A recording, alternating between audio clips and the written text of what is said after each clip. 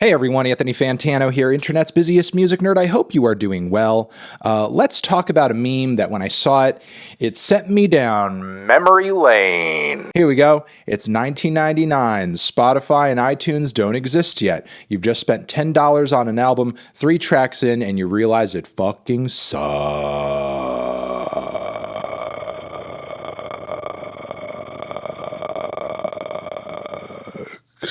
Hey, I was alive back in 1999, 8th grade, for them, and that's actually when my music taste began budding. I had a little tape player, had my favorite little tapes on there, my Coolio tape, my TLC tape, my Boys II Men tape, my fucking Offspring, Green Day tape, my Rage Against the Machine tape, my Weird Al Bad Hair Day tape. Also, during this time, we were on the transition over to CDs, which I eventually embraced, and yeah, this was like a regular occurrence back in the day. There was no like try before you buy. There was no like, paying a subscription for something and then you just kind of fucking wing it. We did have those like really weird inserts in the paper back in the day where you could get like 20 CDs for a penny. But that meant being a part of like this, ongoing subscription service where you would like continue to pay out the ass. It was basically like analog Spotify. But I remember these days quite vividly. And yeah, back then you would occasionally like get an album from an artist that you heard off of the radio or saw on MTV or maybe heard about from a friend and so on and so forth. You would go and buy that record because there were songs on it that you enjoyed,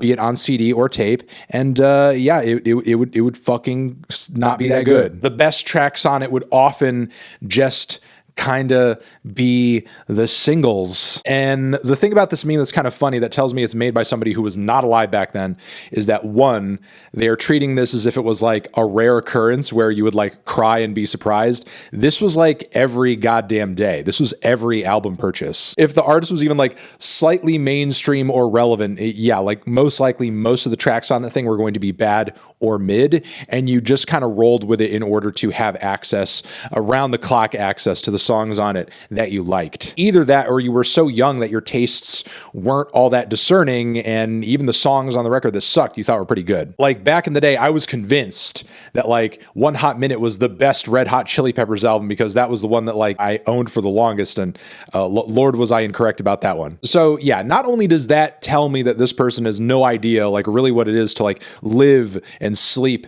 and breathe this era, but the other thing that kind of surprises me about this meme is that it says spent $10 on an album. God, if back then we were only so lucky. Around this time period and in the early 2000s, record labels would routinely gouge people on CD prices. Here's an article from 2002 via Billboard about that very same fucking problem. I very clearly remember when I was in high school, I got like a little check in the mail because we had submitted for a class action lawsuit, around like CD price gouging, because often when you would go to the store to buy an album, that CD was not costing you $10, even if it was on sale. Like many prices back then would at a floor start around 16 and then go up from there, which kind of right now, as I'm thinking about it, reminds me of the fucking vinyl market. Imagine this. When I was in high school and I was just starting to get into vinyl through the handful of local record stores that, I could like reach within a short drive,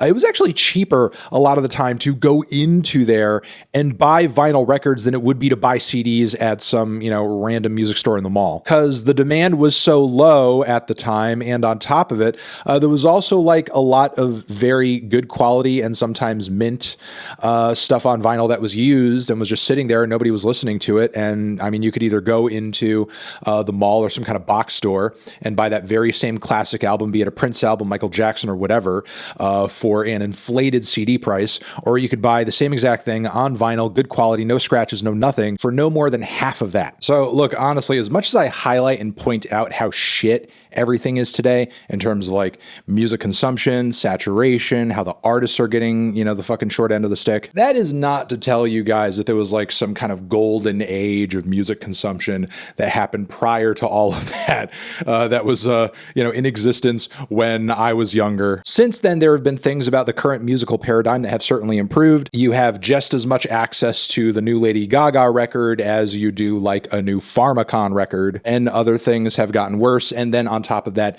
entirely new problems that we had no way of perceiving just came out of the blue. So while it is true, this meme does make a fair point that this kind of phenomenon, not only was it worse than what is being insinuated in this meme in terms of how much money you paid and how often it happened, but hey, at least when this was happening and this was at its peak, I was too young to realize fully and entirely what was going on. Like, you know, when I bought the first Disturbed album, for example, I had no idea that none of the songs on that album were good, not just like one or two. Yeah, I mean, I was just living in a place of blissful ignorance where, like, not only was the song Dropping Plates off that record sick as fuck, but that album was also like just as good as like any Slipknot or System of a Down album, which it is not. I'm dropping plates on your ass, bitch! But yeah, I think I'm gonna leave it there. Those are my thoughts on this memerino. Thank you very much for watching. I'll give you a kiss, and I'll see you in the next one. Over here next to my head is another video that you can check out. Hit that up or the link to subscribe to the channel. Anthony Fantano, 1999 meme of forever.